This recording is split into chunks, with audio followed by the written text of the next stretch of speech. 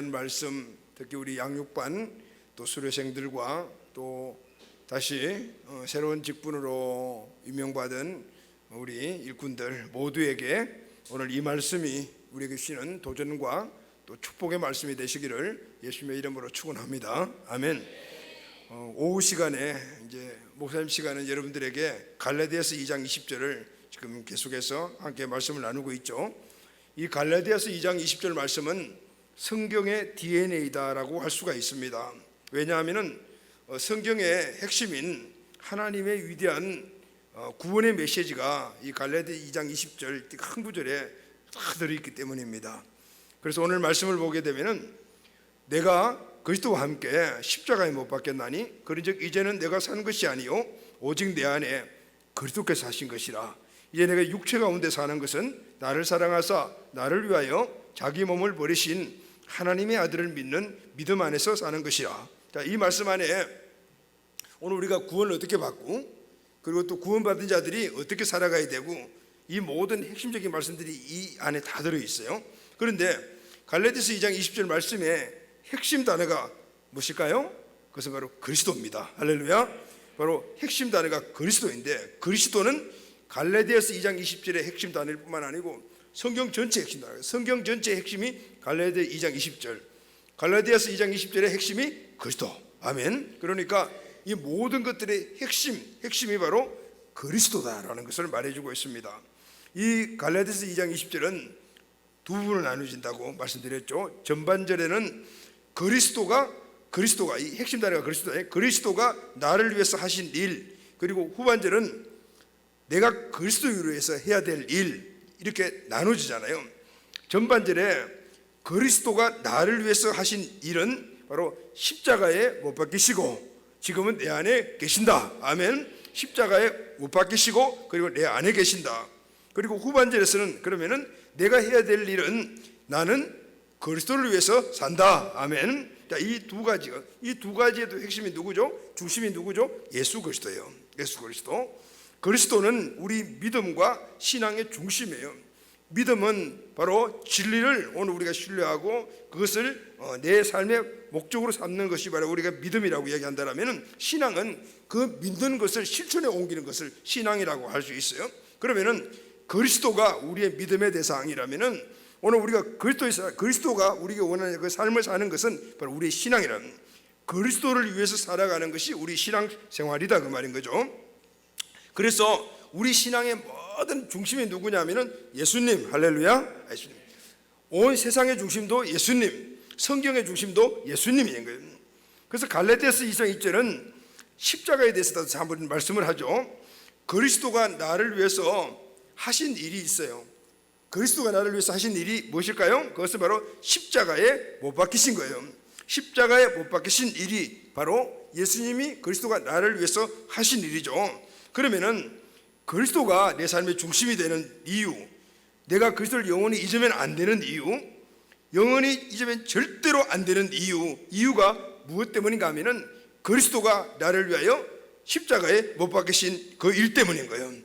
그리스도가 십자가에서 나를 위하여 못 박히시고 죽으셨기 때문에 우리는 그리스도가 내 인생의 중심이 되어야 되고 그리고 그리스도를 절대로 잊으면 안 되는 바로 그 역사가 여기서 일어나는 거예요. 내 삶에 그리스도가 중심이 될 이유가 그리스도가 십자가에서 나를 위해서 하신 그 일 때문에 그리스도는 내 인생의 모든 삶에 태어나서부터 죽을 때까지, 아니 죽고 난 이후의 삶에서도 그분은 내 모든 것들의 중심이 되는 줄로 믿습니다. 중심이 되어야 하는 거예요. 그러므로 그리스도가 내 믿음과 신앙의 중심이듯이 바로 그 십자가에 사신 그 십자가도 내 삶의 신앙의 기초가 되고 삶의 방향이 되어야 되는 거예요. 우리는 이제 십자가를 향해 살아가야 되고 십자가에 주는 그 신앙을, 믿음을 가지고 살아가야 되는 겁니다. 그래서 이 십자가를 조금 더 설명을 하게 되면은 갈라디아서 2장 2절은 내가 죽었다라고 말해요. 내가 그리스도와 함께 십자가에 못 박혔나니, 여러분 십자가에 못 박히면 어떻게 되죠? 죽는 거예요. 십자가는 사형 형틀이잖아요. 그게 못 박히면 죽는데 갈라디아서 2장 2절에 보면은 내가 그리스도와 함께 십자가에 못 박혔나니, 내가 십자가에 못 박혔다. 그럼 내가 십자가에 어떻게 죽었다 그런 말이잖아요. 예수님이 십자가에 못 박혀 죽으셨는데 나도 십자가에 못 박혔다니까 그럼 나도 죽어야 된다는 거죠. 자, 그럼 여러분 좀 황당한 말이죠. 내가 십자가에 못 박혀 죽었다라는, 내가 죽다니, 저와 여러분들이 이렇게 말짱하게 살아있잖아요. 그런데 어떻게 죽었다, 어떻게 죽었냐 말이에요. 여기서 우리는 죽음에 대한 부분들을 알아야 되죠. 이게 지금 배운 거 복습하는 거예요. 자, 죽음에는 두 종류가 있다고 그랬습니다. 첫째는 법적인 죽음, 실제는 육체적인 죽음. 이 두 가지 죽음이에요. 어떤 사람이 재판관에게 너는 십자가형 이렇게 딱 사형 언도를 받았습니다. 그러면 그 사람은 그 시간에, 언도 받는 시간에 법적으로 호적에 이미 죽은 걸로 딱 도장이 꽉 찍혀지는 거예요. 이게 법적인 죽음이에요. 그리고 그 다음에 어떻게 하죠? 십자가를 지고 십자가에 달려가지고 죽죠. 육체가 죽는 거죠. 그리고 사람은 이렇게 두 가지 죽음이에요. 법적 죽음이 있고 또 이 육체적인 죽음이 있다. 갈라디아서 2장 20절에서 말씀하는 죽었다라는 이 말은 법적 죽음을 이야기를 해요. 육체가 실제적으로 죽는 죽음이 아니고 법적인 죽음. 이 죽음은 내가 죽는 것이 아니에요. 그리스도가 내 대신 죽었다, 그 말이에요. 내 대신 죽었다. 이 법적 죽음은 우리 몸이 죽는 것이 아니고 무슨 의미인가 하면 과거에 누군가가 나 대신에 십자가에서 죽어주셨다, 이런 뜻인 거예요. 다른 말로 하면 어떤 사람이 죽었다, 그 죽은 것을 내가 죽은 것으로 법적으로 인정했다, 그 말이에요. 법적으로. 그래서 함께라는 단어를 사용한 거예요. 내가 죽은 건 아니지만 과거에 나를 대신해서 누가 죽어줬기 때문에 법적으로 너도 죽었어, 이렇게 인정을 한다. 그래서 함께라는 말을 사용한 거예요. 자, 갈라디아서는 이렇게 법적인 죽음과 함께 또 하나의 죽음을 이야기를 해요. 갈라디아서 5장 24절 말씀 보면은 그리스도 예수의 사람들은 육체와 함께 그 정욕과 탐심을 십자가에 못 박아. 이게 또 십자가에 못 박아 또 말이 나오죠. 십자가에 못 박히면 어떻게 죽는 거잖아요. 그런데 여기에 못 박았다, 십자가에 죽었다, 이 말은 내가 나를 십자가에 못 박았다, 이 주체가 바로 나예요. 이 죽음은 어떻게 육체와 함께라고 했으니까 육체적 죽음을 이야기해요. 처음 죽음은 법적 죽음, 지금 말하는 갈라디아서 5장 24절의 죽음은 실질적인 내 육체의 죽음을 이야기를 해요. 그런데 이 육체의 죽음은 누가 나를 죽이는 것이 아니고 내가 나를 죽이는 거예요. 내가 나를 죽여요. 이 죽음은 한 번으로 끝나는 것이 아니라 일생 동안 계속해서 일어나는 죽음. 그래서 고린도전서 15장 31절에 보면은 사도 바울은 나는 매일 죽는다 그랬어요. 나는 날마다 죽노라. 이 말씀이 뭘까요? 우리의 생명을 한 번 죽으면 끝나잖아요. 근데 어떻게 날마다 죽어요? 이 말씀은 그리스도의 인격과 성품을 따라가는 삶을 사는 것이다. 우리가 그리스도의 인격과 성품을 따라 살아가게 되면은 오늘 내가 갖고 있는 모든 것을 하나씩 하나씩 죽이는 거예요. 그러니까 끊어내는 것이기 때문에 이것이 바로 죽음이 동반되는 것이다. 다시 말해 고통이 따른다. 고통이 따른다. 자, 이해가 되죠, 여러분? 모든 그리스도인들에게는 이렇게 두 가지 죽음이 있어요. 하나는 그리스도와 함께 죽은 과거의 죽음, 법적 죽음이에요. 또 하나는 지금 그리스도와 함께 죽는 현재적인 죽음. 지금도 우리가 계속 죽어가야 된다. 골로새서 3장에서 이 두 죽음의 내용이 나와요. 골로새서 6장 3절을 보면 너희가 죽었고, 그래 함께 과거에 죽었다. 그리고 또 5절에 보면 그러므로 죽이라 그랬거든요. 지금 계속 죽어야 한다. 그러면 무엇을 죽여야 하는가? 5절에 보게 되면 그러므로 땅에 있는 지체를 죽여라. 그래서 할렐루야, 지체를 죽이는 거예요. 우리 몸은 한번 죽으면 끝나잖아요. 그런데 그 죽음이 아니고 지체를 죽여라. 지체를. 이 말씀은 내 속에 있는 자기, 자아, 죄, 죄성, 이것을 계속해서 죽여야 된다, 이렇게 말하고 있습니다. 법적으로 죽은 자는 평생에 내 안에 있는 죄성과 싸워서 그 죄성을 계속 죽여 나를 변화시켜 나가야 된다. 이게 바로 현재적 죽음을 이야기를 해요. 할렐루야, 아멘. 자, 오늘은 자기를 죽여라라는 나를 죽이는 이 죽음에 대해서 여러분과 함께 이제 말씀을 나눌 거예요. 성경은 자기를 죽이라라는 말은 자기 십자가를 지라라는 말의 표현이에요. 마가복음 8장 34절 말씀을 보면 누구든지 나를 따라오려거든 자기를 부인하고. 근데 지금 이 말씀이 조금 어렵잖아요, 그렇죠? 근데 지난번에 여러분들이 잘 이해를 했어요.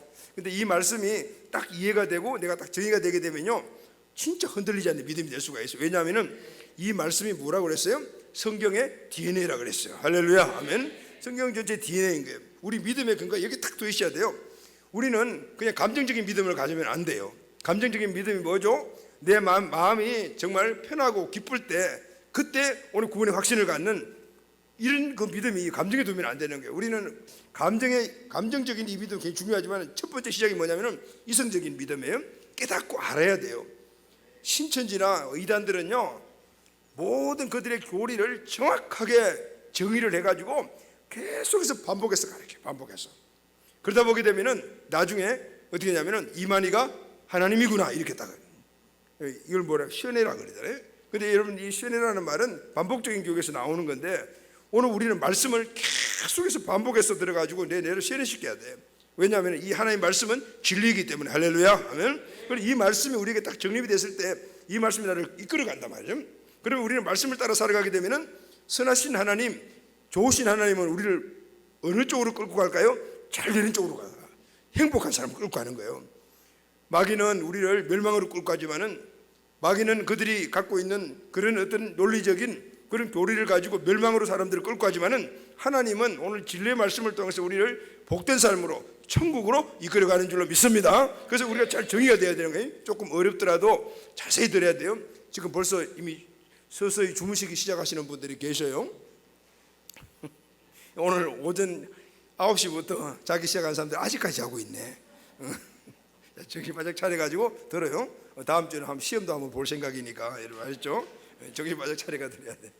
요즘은 마스크를 이만큼 끼니까, 그리고 또 안경까지 써버렸네. 그러니까 이게 잠을 자는지 눈을 뜨고 있는지 분간을 못 하겠어요. 자, 정신 바짝 차려요. 할렐루야. 자, 우리 박수 한번 쳐. 할렐루야. 아멘. 정신을 바짝 차려서. 자, 오늘 나를 죽이는 방법에 대해서 이제 배우는데 굉장히 중요해요. 자, 성경은 자기를 죽이라는 말을 자기 십자가를 지라라는 말로 표현을 합니다. 마가복음 8장 3, 4절에 보면은 누구든지 나를 따라 오르거든 자기를 부인하고 자기 십자가를 지고 나를 따라라. 로마 시대에는 십자가에서 사형을 받는 것은 보편적인 사형 방법이었어요. 예수님은 십자가에 달려 죽으시지 않아요. 많은 사람들이 십자가형을 받았어요. 재판을 받고 십자가형을 언도받은 사람들은 자기가 달려야 될 그 십자가를 지고 사형장까지 가야 해요. 우리가 패션 오브 크라이스트 보게 되면 그걸 봤잖아요. 똑같아요. 예수님도 자기 십자가를 지고 그렇게 가셨습니다. 그렇다면 오늘 나에게 있어서 자기 십자가를 지라, 자기를 죽이라라는 이 말의 의미가 뭘까요? 자, 이 자기를 죽이라는 말에 우리가 먼저 잘못 생각하고 있는 견해들을 한번 생각해 볼게요. 잘못 알고 있는 사람들이, 자기를 죽이라는 이 말이 잘못 알고 있는 사람들이 있는데, 이 말은 자기를 학대해라, 자신을 무시해라, 이런 말로 오해하는 사람들이 있어요. 이렇게 생각하는 사람들입니다. 자기를 죽이라고? 나는 그럼 무가치한 존재라는 뜻이구나. 맞다, 나는 벌레마도 못한 존재야. 이렇게 생각하고 행동하면서, 이런 사람들이 낳는 행동이 뭐냐? 자학은 자기 부정이 아니에요. 자학의 극치는 뭐죠, 여러분? 극단적인 행동을 하는 거잖아요. 요즘 최근에 극단적인 행동을 해서 아직까지 이 장례식을 거행하는 한 분이 계시잖아요. 그런데 왜 그랬을까요? 자기 자신을 학대한 거죠.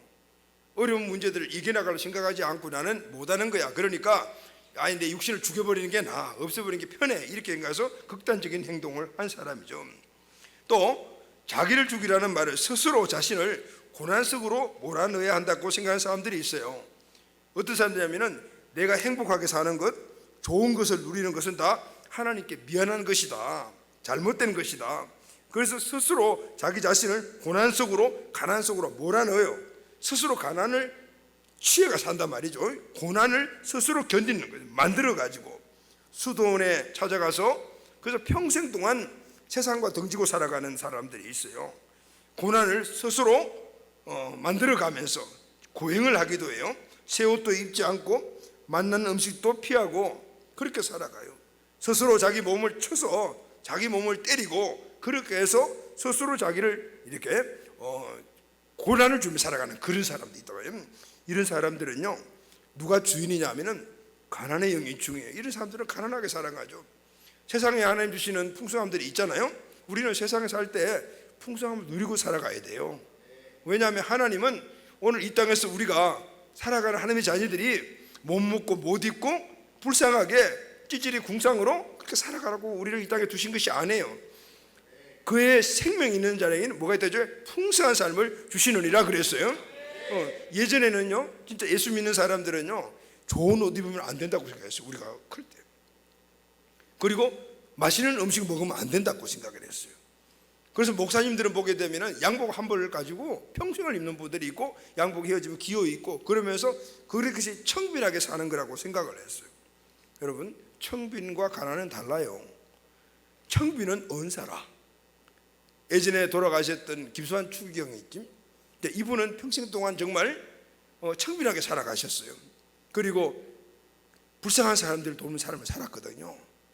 그것은 그분에게 주어진 청빈의 은사야. 그런데 청빈이라고 생각하면서 가난하게 살아가는 사람들이, 가난의 영에 사로잡혀 살아가는 사람들이 있어요. 충분히 누리고 먹을 수 있고 할 수 있는임에도 불구하고 안 하는 거예요. 왜냐하면 안에 있는 가난의 영이 그렇게 만들어가는 거예요. 물론 사치하고 내 삶에 내가 얻은 수입보다도 더 많은 것들을 구입하면서 그렇게 살아가는 건 잘못된 거예요. 그러나 나에게 주어진 그 여건 안에서는 우리는 모든 것들을 누리고 살아갈 수가 있어요. 하나님이 그렇게 말씀하신 거예요. 그게 풍성한 삶이거든요. 그런데 이렇게 자기를 죽이라는 말을 오해해서 그런 걸 누리면서 살아가면 안 된다, 이렇게 생각하는 사람들이 있거든요. 바로 가난의 영에 사로잡힌 사람이에요. 이런 극단들은 그러니까 다 잘못되는 거죠. 이 나를 죽이라, 여러분 이때 우리가 기억해야 될 것이 있어요. 나를 죽이면 내가 그러면 구원받는가? 그건 아니에요. 내가 나를 죽였다고 해서 구원받는 것은 아니에요. 구원은 십자가에서 예수님 스스로 돌아가심으로 말미암아 다 완성이 되었습니다. 할렐루야. 구원받은 우리가 이제 그럼 자기를 죽게 된 이유가 뭐냐면 새로운 삶, 새로운 피조물의 삶을 살기 위하여, 또 하나는 제자의 삶을 살기 위해서 오늘 우리는 날마다 나를 죽여야 되는 거예요. 할렐루야. 예수님은 십자가에서 돌아가시기 전에 다 이루었다라고 말씀하셨잖아요. 무슨 얘기냐면은 다 이루었다라는 이 말씀은 헬라어로 테레스타이라는 이 말인데, 끝내다, 완성하다, 완수하다라는 의미를 가지고 있어요. 다시 말하면 계산 끝났다, 지불했다, 완불했다, 이런 뜻이거든요. 예수님 시대는 가게에 가서 물건을 사잖아요. 그러면 돈을 지불하는데 장부에 그 돈을 다 지불하게 되면은 텔레스타이 이렇게 기록을 했다 그래요. 완불이란 말이에요. 완불. 이 사람은 이 물건을 가지고 왔는데 두 번에 걸쳐 가지고 끝났다, 뭐 한 번에 끝났다, 이렇게 장부에 적는 완불, 텔레스타이라고 적었는데, 예수님이 십자가에서 이루었다, 다 이루었다 한 이 말씀이 바로 텔레스타이, 끝났다, 내가 지불해야 될 계산 다 끝났어, 이런 뜻이거든요. 무슨 뜻일까요? 예수님 계산 끝났다? 다시 말하면은 오늘 예수님이 십자가에서 계산 끝났다라는 말은 바로 예수님이 십자가에서 하신 일, 그것은 당신이 죽으심으로 말미암아 저와 여러분들의 모든 생명을 살리는 일에 내 생명을 지불했다, 이제 끝났다, 이제 모든 구원이 완성되었다. 할렐루야. 아멘. 계산 끝난 거예요. 자, 그러면은 예수님이 계산 딱 끝냈는데 왜 또 내가 또 죽어야 되지? 이런 생각이 나잖아요. 왜 내가 죽어야 되는가? 바로 오늘 우리가 이 땅에 새로운 삶, 예수 믿고 구원받은 자의 새로운 삶을 살고 또 제자의 삶을 살기 위해서는 이제 우리는 지금부터 내가 나 자신을 죽이는 삶을 살아가야 되는 거예요. 새로운 피조물, 예수님의 제자가 계속해서 그 삶을 살아가기 위해서는 끊임없이 죽어가야 돼요. 여러분, 제자는 스승을 닮아가잖아요. 우리 스승 예수님은 죄가 없는 분이거든요. 그래서 우리 안에 여전히 죄가 도사리고 있는 거예요. 그래서 이 죄성을 계속해서 죽이는 작업을 해요. 이게 바로 내가 죽는 거예요. 그래야만이 예수님을 닮아갈 수가 있어요. 제자로서의 삶을 살아갈 수가 있어요. 자, 여러분, 그 죄성이 새로운 삶, 제자의 삶을 살지 못하게 만드는 것입니다. 나의 본성적인 죄, 원죄, 여러분, 원죄는 우리가 예수님 믿음으로 말미암아 예수가 죽으심으로 말미암아 다 끝났어, 패배했어요. 그런데 지금도 내 안에 뭐였냐면 본성적인 그 죄가 있었잖아요. 그 죄의 폐잔병이 남아있다. 폐잔병. 이런 폐잔병이 뭔지 아시죠? 1945년 8월 15일 날 일본 천황이 항복을 했습니다. 그래서 중앙청에 있던 일장기가 내려지고 태극기가 쫙 올라갔잖아요. 일본은 망하고 우리 한국은 자유를 얻었습니다. 그럼에도 불구하고 한국에 일본 사람도 남아 있었고 일본 군인들도 남아 있었어요. 이들은 자신이 나라가 망했다라는 것을 모르는 사람도 있었고 또 아는 사람도 있었어요. 그런데 자기 나라가 망했다는 것을 알지만은 남아있는 이 일본 군인들 가운데는 야 이제 2판 4판이다, 다 끝났어, 이래도 죽고 저래도 죽으니까, 그러면서 더 나쁜 짓을 많이 한 사람들이 있었어요. 그래서 여러분 폐잔병이 되게 무서운 거예요. 우리가 구원을 받고 난 다음에 죽어야 하는 것이 바로 이 폐잔병이야. 이 폐잔병은 강해요. 2판 4판이야. 구원받은 자에게도 이 폐잔병이 남아있는 거예요. 그래서 이 폐잔병과는 평생 동안 싸워야 돼요. 그런데 문제는 오늘 우리 구원받은 자에게 있는 이 폐잔병은 보이지가 않아요. 왜냐하면 내 안에 꽁꽁 숨어있기 때문이에요. 그래서 성경은 이 내 안에 꽁꽁 숨어있는 이 폐잔병을 지체라고 이야기해요. 지체. 골로새 3장 5절을 보면 그러므로 땅에 있는 지체를 죽이라 그랬어요. 그러니까 우리 안에 숨어있는 이 지체를 죽이라 그래요. 내가 죽는다는 할 바로 이걸 죽이는 거예요. 내가 평생에 죽여야 할 것이 바로 지체예요. 아멘. 지체는 보이지 않는 몸이다라고 그래요. 성경에는 몸을 두 가지로 이야기를 해요. 첫째는 이렇게 보이는 몸, 보이는 몸을 헬라어로 바사르라고 이야기를 하고, 로마서 12장 1절에 보면 너희 몸을 산제사로, 이 몸은 바로 바사르예요. 하나님은 우리 몸 안에 뭐가 있어요? 오장육부가 있잖아요. 그리고 사지백체가 있잖아요. 이걸 누가 만들었냐면 하나님 만드셨어요. 자, 옆에 사람들 한번 얼굴 한번 보시고 몸 한번 봐요. 한번 이렇게 만져주시면서 야, 신명막측하게 만드셨다. 누가 만드셨지? 하나님이 만드신 거예요. 할렐루야, 아멘. 하나님이 옆에 계신 분들 정말 신명막측하잖아요. 그렇게 만드신 거예요. 그런데 하나님이 어떻게 만드냐면 아주 선한 계획을 가지고 만드셨어요. 그래서 우리 몸 하나하나가 신묘막측해요. 이 몸이 하는 역할이 많은데 가장 큰 역할은 성령님을 모시는 집이에요. 할렐루야, 아멘. 자, 성령님이 우리 안에 와 계시잖아요. 그러면은 우리 이 몸은 성령님을 모신 집이 되어 버리는 거예요. 그래서 우리 몸이 성전이다라고 이야기했어요. 자, 우리 몸은 나의 영혼을 담고 있는 거룩한 집인 거죠. 그래서 여러분 내 몸 자체가 굉장히 거룩해요. 중요하단 말이죠. 금욕주의 문제는 이 죄가 몸에서 나오는 줄 알아요. 그래서 자기 몸을 막 괴롭혀요. 그래서 금욕자들은 오래 금식하기도 하고 자기 몸을 밧줄로 묶고 막 채찍을 때리기도 하고 그렇게 해요. 죄를 짓지 않겠다는 뜻은 굉장히 좋지만은 그건 잘못된 것이에요. 자, 우리 몸에 보이는 이 몸이 우리를 죄 짓게 하는 게 아니에요. 죄를 짓게 하는 것이 아니다 말이에요. 우리 안에 보이지 않는 몸이 있는데 이 보이지 않는 몸 지체가 우리를 죄를 짓게 만드는 거예요. 성경에서는 이것을 육신, 육체, 지체 그리고 또 육체의 소욕 이렇게 말했어요. 로마서 7장 24절에 보면은 사도 바울이 이런 이야기를 하죠. 오호라 나는 공고한 사람이로다 누가 이 사망의 몸에서 나를 건져내라. 이 사도 바울 같은 사람도 죄를 짓는 거죠. 그러니까 너무너무 마음이 안 좋은 거예요. 죄를 안 지려고 했는데도 어쩔 수 없이 죄를 짓는 거예요. 죄 속이 그렇게 강해요. 그러면서 그래 오호라 나는 공고한 사람이로다 누가 이 사망의 몸에서, 이게 사망의 몸이란 이 자체가 바로 죄성을 이야기해요. 이 사망의 몸이 나를 죄짓게 하는데 내가 아무리 이기려고 해도 이길 수가 없네. 나는 완전히 끝났는가? 이렇게 지금 간증하고 있는 거예요. 사망의 몸도 육신, 육체, 지체. 헬라어로는 사르크라는 단어를 사용했어요. 내 안에 보이지 않는 죄의 성량, 죄성을 말해요. 법적으로는 죄가 죽었지만은 그러나 죄에 오염된 습관이 그 뿌리가 여전히 우리가 살아있다 말이에요. 자, 예수 그리스도를 믿음으로 말미암아 너는 의인이야 이렇게 딱 인정을 했지만은 그러나 여전히 우리 몸은 이전에 지었던 죄의 습관이 그대로 있어가지고 똑같은 죄를 짓죠. 자, 여러분 예수 믿고 난 다음에 여러분들이 아주 거룩해졌어요? 예수님처럼 돼버렸어요? 죄도 안 짓고 말도 잘하고 선한 말도 하고 좋은 행동만 하게 돼요? 아니요, 옛날랑 똑같아. 예수 믿고 구원받았지만은 내가 갖고 있는 말, 언어, 행동들은 조금도 안 바뀌었다. 왜 그럴까요? 법적으로는 우리가 죄에 대해서는 죽었지만은 그러나 여전히 이전에 죄 아래 살아갈 때 그 습관, 그 오염된 그 습관, 오염된 우리의 생각, 사고, 감정들은 그대로 살아있기 때문인 거예요. 이것을 계속해서 우리는 평생 동안 죽여야 된다는 거예요. 아멘. 이게 바로 폐잔병이에요. 폐잔병. 이것을 죽이는 것이 지금 현재 우리가 해야 될 일이에요.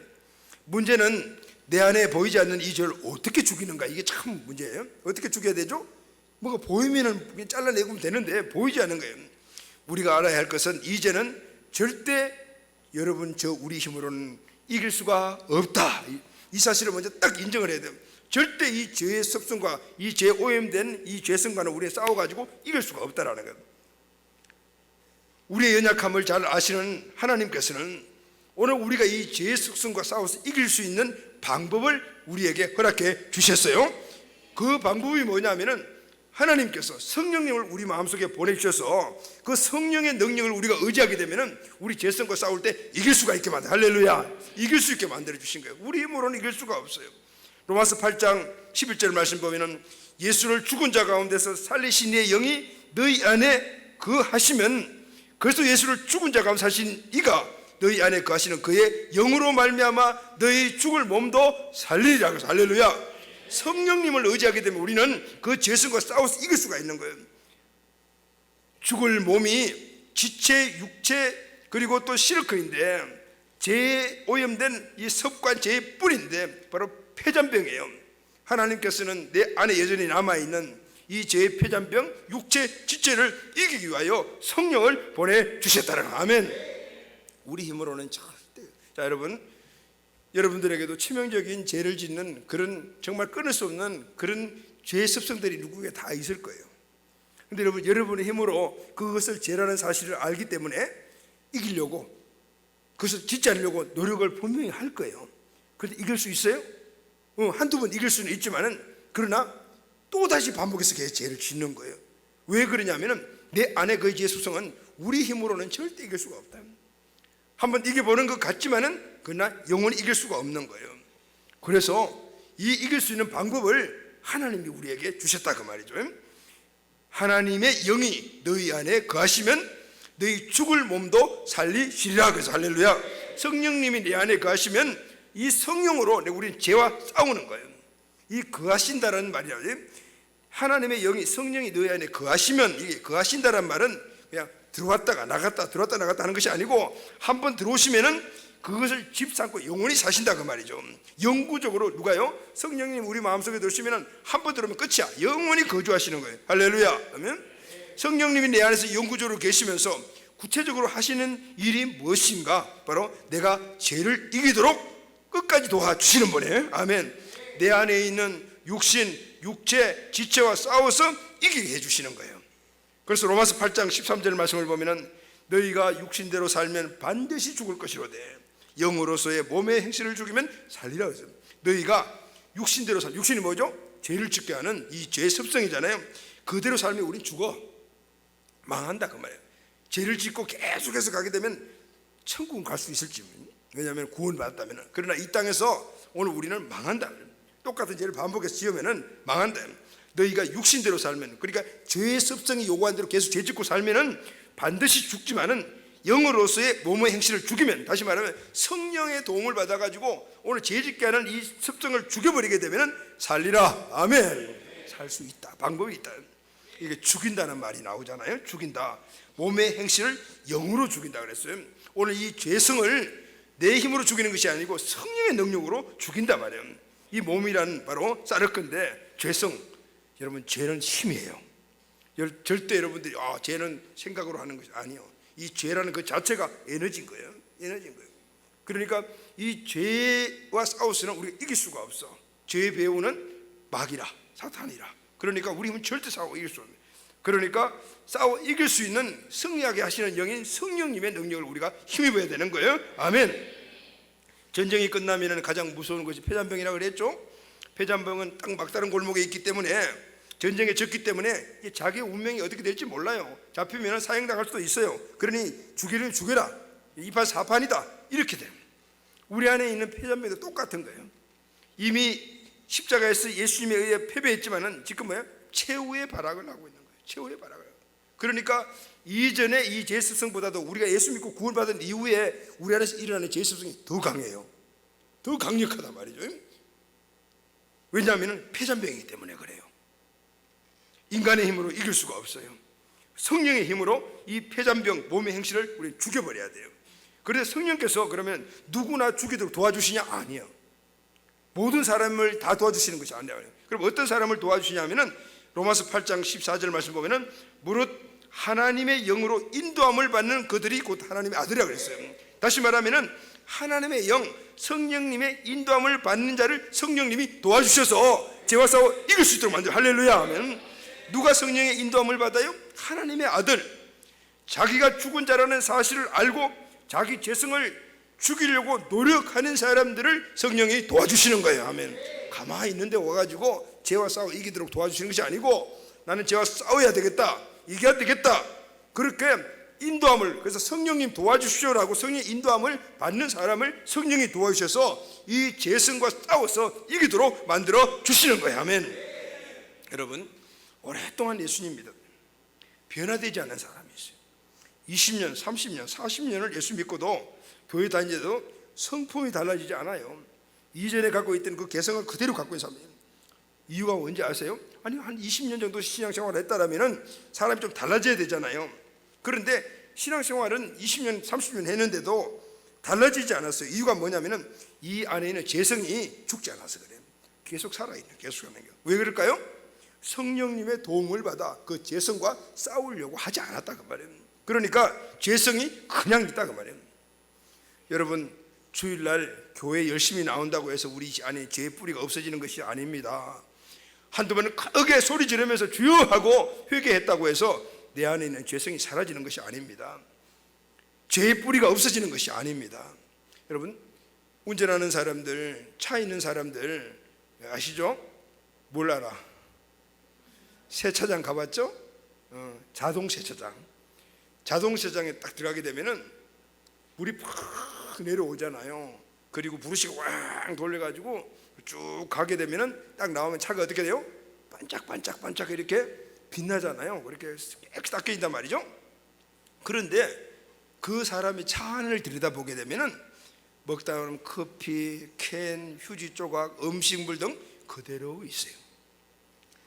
폭포수와 같은 물이지만은 차 안을 소재하지 못했다가 말이에요. 이 모습이 오늘날 크리스찬들의 모습과 너무나 흡사하다. 우리들이 영적 능력으로 살지 않고 종교적으로, 형식적으로 그렇게 신앙생활을 한다면 우리의 내면의 모습은 교회도 열심히 다니고 직분도 있고 셀 리더고 등등 뭐 어떻게 하지만은 그러나 그 내면은 이렇게 시커먼 것들이, 쓰레기들이 가득가득 차야 돼요. 여러분, 더러운 병균을 보자기에 산다고 해서 없어지나요? 냉장고에 넣는다고 해서 병균이 얼어 죽나요? 펄펄 끓는 물에 집어넣어야만이 병균이 죽게 돼 있어요. 할렐루야.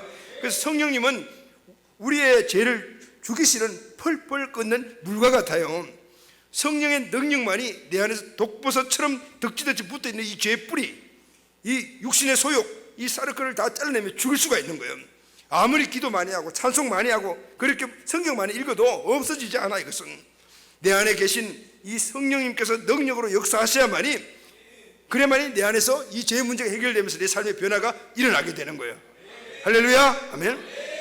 자, 그럼 여러분, 어떻게 해야지 내 안에 계신 이 성령의 능력으로 이 죄성과 싸워 승리할 수가 있을까요? 로마서 8장 13절 말씀 보면은 영으로서 몸의 행실을 죽이면 살리라 그랬죠. 영으로 내 안에 계신 성령님의 내 안에 있는 죄를 미워하시니까 그 성령님을 의지하게 되면은 오늘 우리 죄 문제가 해결될 수가 있어요.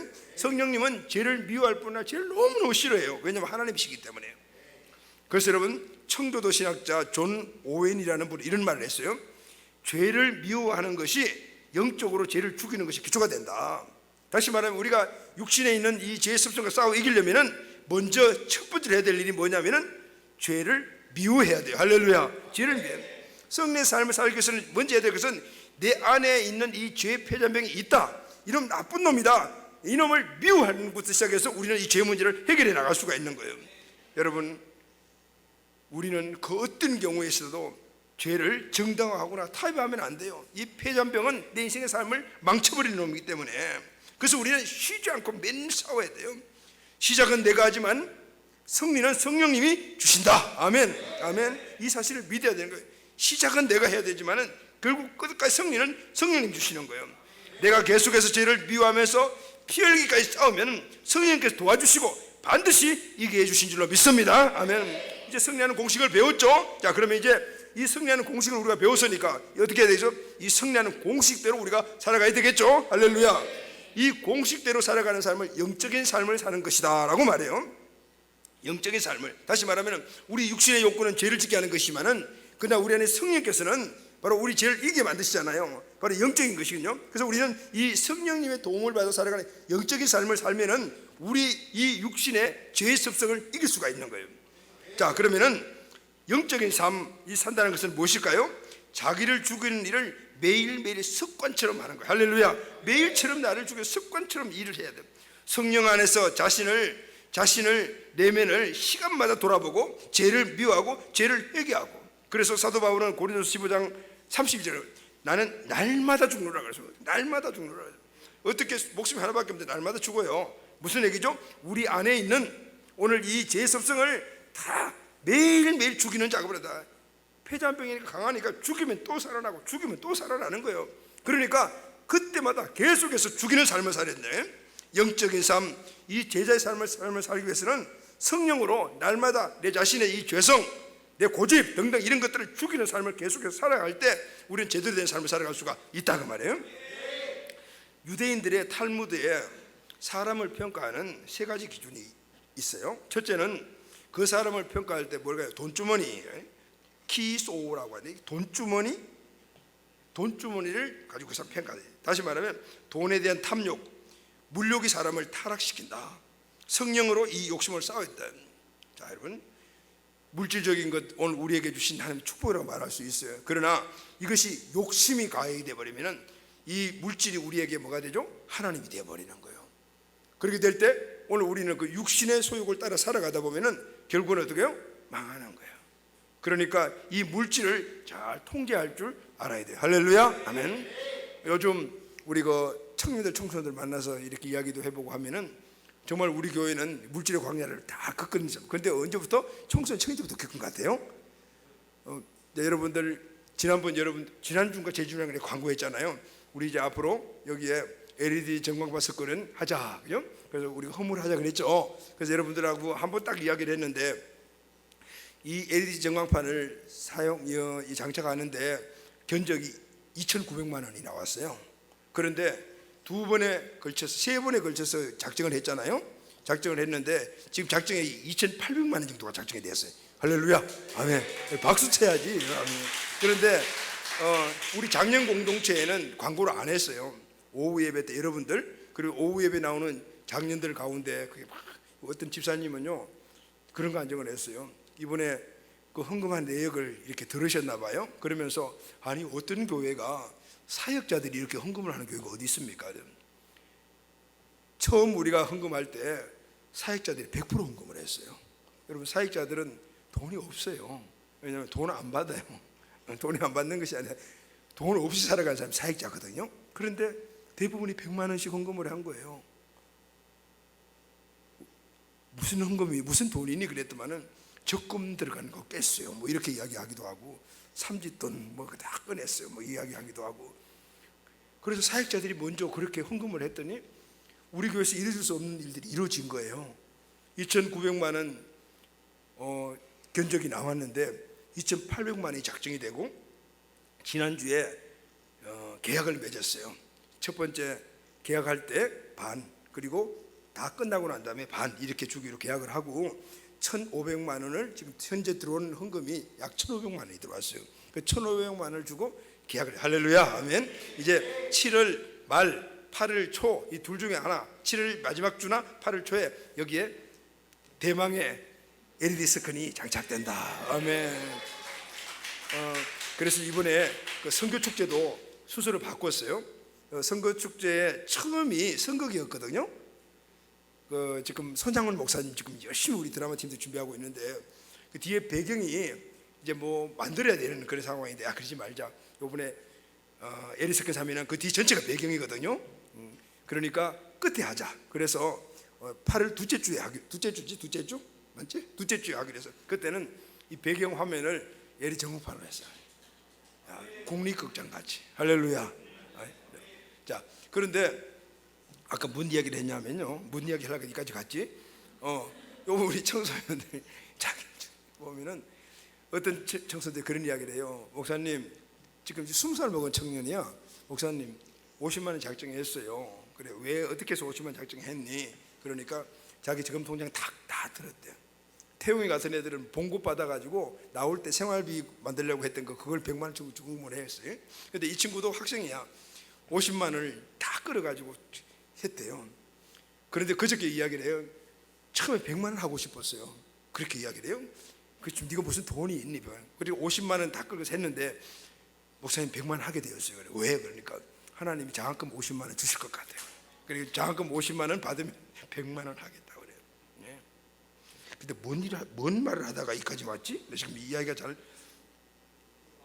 영적인 삶을 살아라 이야기하던 돈 이야기하다 나왔구나. 맞다. 탈무드의 세 가지 기준에서 돈, 그죠? 여러분, 돈에 대해서 우리가 욕심을 가지면은 그것이 우리를 끌고 가는 주인이 되버리니까 망하지만, 그러나 하나님의 선하신 계획들에 우리 것을 이것도 끌어내는 거잖아요. 돈 하나 꼽지 않아요. 이렇게 청년이 50만 원이 얼마나 귀중한 많은 액수예요, 그죠? 그런데도 우리 사역자들이 정말 없는 돈에서 그렇게 자기들 결혼 미션을 하려고 그런 건지 뭐라는 건지 모르지만 적금까지 깨면서 그렇게 하나님께 드렸을 때 오늘 그 물질을 어떻게 초월한 사람이 된 거예요. 할렐루야, 아멘. 하나님은 우리가 초월하는 것에 대해서 마음껏 쓸 수 주시는 거예요. 우리가 물질을 가지고 물질에 매여 살아가게 되면요, 우리가 물질 주면 죄 짓는 거죠. 그러니까 물질을 초월할 때 그때 하나님께서 물질을 통제할 수 있는 사람에게 물질 축복을 주시는 거예요. 아멘, 아멘. 자, 두 번째는 뭐냐면은 술잔이라고 해요. 술잔, 코소라고 해요. 코소. 그러니까 탈무드에서 사람을 평가하는 기준 중에 첫째가 돈주머니, 돈이었고, 두 번째는 술잔. 술잔이 뭔지 아시죠? 술잔은 술을 따르는 잔을 술잔이라고 그래요. 근데 술을 따라놓고 보고만 있는 사람들이 없잖아요. 어떻게 해요? 다 마시는 거예요. 술 먹는 사람.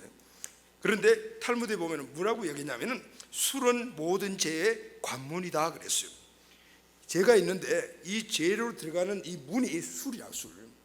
무슨 얘기냐면은 이 술이라는 이 문을 뚫고 들어가게 되면은 어떤 모형이든지 반드시 죄와 만난다 그 말이에요. 죄와 만난다. 어떻게 생각해요? 술 한 잔 먹는 거 죄입니까? 두 잔 먹는 건 죄인가요? 포도주는 어때요? 위스키 한 잔 정도는 먹는 거, 이렇게 이제 묻는 사람들이 있는데 난 답을 줄 수가 없어요. 답을 줘야죠. 왜냐하면은 한 잔, 두 잔이 문제가 아니고 이 술이라는 자체가 먹게 되면은 또 먹고 또 먹고 또 먹고 이렇게 하게 돼 있는 거예요. 그러다 보게 되면은 그 문을 열고 들어가면 결국은 죄와 만나게 되네요. 술 때문에 폐가 만식한 사람들이 너무너무 많다. 여러분, 이런 것들 우리가 끊어내야 될 거야. 끊어내야 될 거예요. 우리 안에 죄의 속성들이. 세 번째가 분노라고, 분노, 가이소라고 했는데 분노라고 했어요. 이 분노는 나의 성격을 완악하게 하고 얼굴을 굳게 만들어요. 그래서 우리는 이 모든 것들, 돈주머니, 술잔, 분노 이런 것들을 내 힘으로는 못 살아요. 없어요. 자, 우리 젊은이들 여기 뭐 청소년들 많이 있지만은 요즘에 대부분의 젊은이들이 빠져 있는 것이 포르노야. 그런데 이 포르노를 자꾸 보다 보게 되면은 나중에 그게 중독이 돼버리게 되면은 내 힘으로 못 끊어. 이런 감정들이 수없이 많거든요. 아마 여기 있는 여러분들도 그런 경험들이 다 있을 거예요. 왜냐하면은 너무 너버러진 것들이 요즘은 그런 것들이니까. 내 힘으로 잘 이길 수 있나? 못 이긴다는 거예요. 그것 때문에 좌절하고 죄의식 갖고 그것 때문에 침체되고 영적 생활을 못하는 그런 크리스찬들이 너무너무 많다 말이에요. 어떤 사람은 그러잖아요. 핸드폰을 수없이 부셔버리고 그거 안 보려고, 집에 있는 컴퓨터 부셔버리고 노트북 부셔버리고, 그렇게 해도 안 되더라고요. 안 되더라고요. 그 자체가, 그 시도가 잘못된 거야. 그 죄의 습관, 이 육신에 일어나는 정욕은 내 힘으로 안 되는 거야. 컴퓨터 부신다고 되는 게 아니고 핸드폰 부셔버린다고 되는 게 아니에요. 성령을 의지해야 되는 거예요. 근데 중요한 것은 성령님의 도우심을 받으려면 어떻게 해야 될까요? 이 문제와 내가 분명히 결별한다. 아멘. 미워하는, 죄를 미워하는 것이 시작이 되는 거예요. 그때 성령님이 도와주시는 거예요. 할렐루야. 그 안에서 이런 것들을 바라봐야 되는 내 자신의 이 모습의 정체성을 보면서 내가 누군데, 내가 하나님의 자녀인데, 하나님이 예수 그리스도의 피값으로 나를 샀는데, 우리가 예수짜리인데, 여러분 예수짜리라는 말이 무슨 말이죠? 10원짜리 하면 10원 물품을 사는 거야. 그죠? 그게 10원 주고 산 건 10원짜리야. 100원을 주고 샀다면 이거는 100원짜리 물품이야. 오늘 우리는 어떻게 산 존재냐면은 예수님을 지불하고 우리를 샀단 말이에요. 우리 예수짜리라거든. 예수님이 누구세요? 하나님이시잖아요. 우주 만물의 주인이시잖아요. 우리가 얼마나 귀한 존재냐면은, 우리가 얼마나 고귀한 존재인가 하면은 예수님을 지불하고 나를 사셨다고. 예수짜리라. 그런데 이 예수 자리가 포로로 보고 있어야 되겠느냐? 그 상황에서 여러분들이 혹시나 그런 사람이 있다면 그것을 끊지 못하면 오늘부터 딱 서서 그걸 보면서 그래. 내가 누구냐? 너는 하나님의 자녀다. 예수님이 피로 너를 산 존재다. 계속해서 한번 이야기해 보시죠. 그럼 욱 하고 올라가지고 보기도 싫어지게 됩니다. 여기서 쓰는 거예요. 아멘. 성령님이 도와주신다 그 말인 거야. 할렐루야. 아멘. 술이든 아니면은 돈이든 이내에는 내성이 문제에서 올라오는 이 분노든 간에 우리 힘으로 싸울 수 없어요. 성령님의 능력으로 싸워야 된다. 여러분, 또 하나 우리가 매일 싸워야 될 게 뭘까요? 골로새 3장 8절 말씀을 보게 되면은 이제 너희가 이 모든 것을 벗어버리라 그랬어요. 다시 말해 육신의 이 지금 제 속성을 벗어버리는데 성령님의 도움을 통해서 벗어버려야 될 것이 무엇인가 하면은 분함, 노여움, 악의, 비방, 너 입에 부끄러운 말이다 이렇게 말했어요. 이게 대표적인 것 같아요. 성경에 여러 가지 많이 나오는데 여러분 분함이 뭐죠? 분함이 뭐죠? 억울함이에요. 억울함, 분하다. 어떤 친구들하고 이야기를 해보게 되면은 뭔가 하면은 막 눈물을 막 쭉쭉 막 흘리는 거죠. 그래서 내 말 안에 감동이 됐나?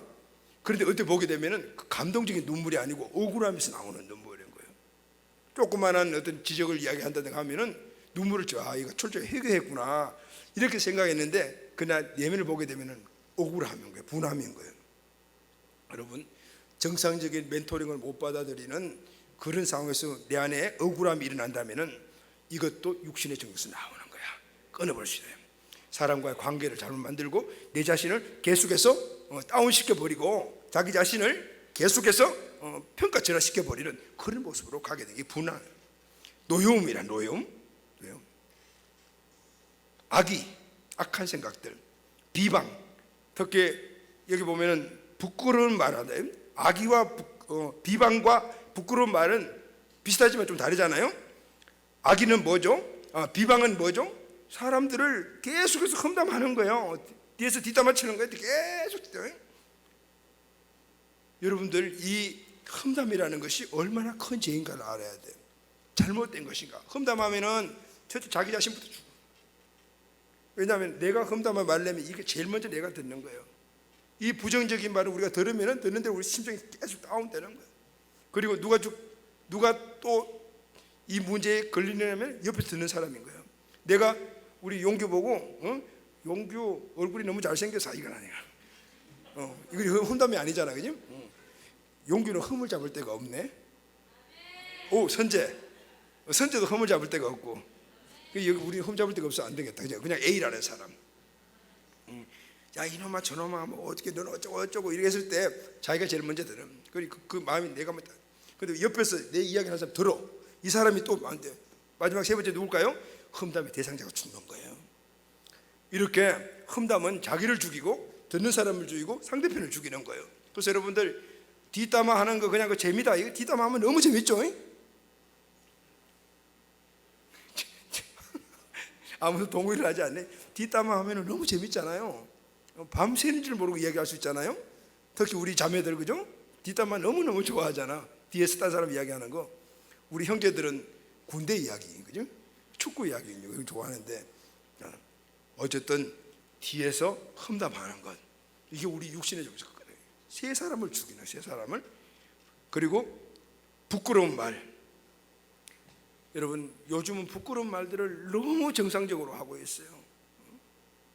이게 부끄러운 말인지 모르고 그냥 하는 거예요. 어디서 그 이야기를 들었어요? 친구들한테 듣고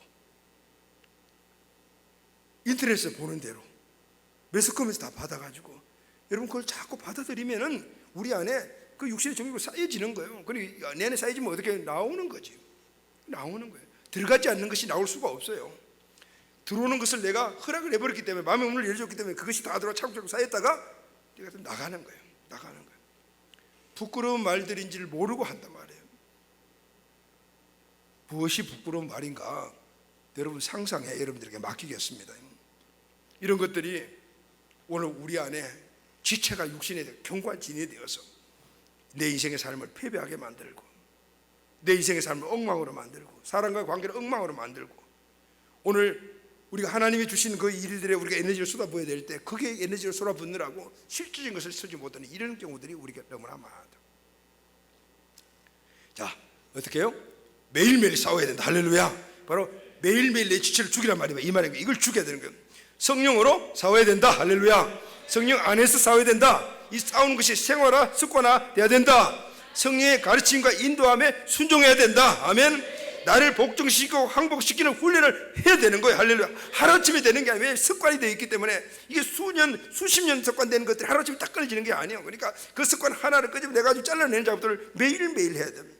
오랫동안 이렇게 자기를 죽이고 살게 되게 되면은 나중에는 죽이는 것이 습관화되기 때문에 순교도 할 수 있다 그 말이에요. 독일의 본네폰 목사님은 2차 세계대전 때 히틀러를 대적했지 않습니까? 그러다 결국은 붙잡혀가 순교하시게 되었습니다. 근데 교수들 앞에서 간수들에게 이렇게 부탁을 했어요. 잠시 기도할 수 있겠습니까? 허락을 받고 무릎을 꿇고 미소를 띠면서 간수에게 말했습니다.